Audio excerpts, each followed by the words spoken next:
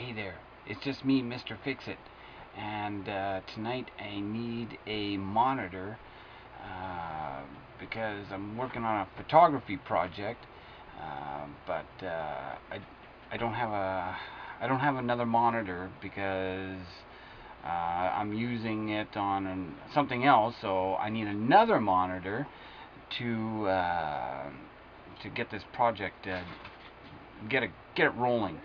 So I'm one of the few people that I know that when I need something, I either build it or fix it. So that's what I'm going to do tonight. I'm going to show you some of Mr. Fix-It secrets while we're for this project. So I'm going to be working on an LCD power supply. Someone threw out their monitor, and I'm going to fix it and make it go for Mr. Fix-It. So stay tuned and check it out.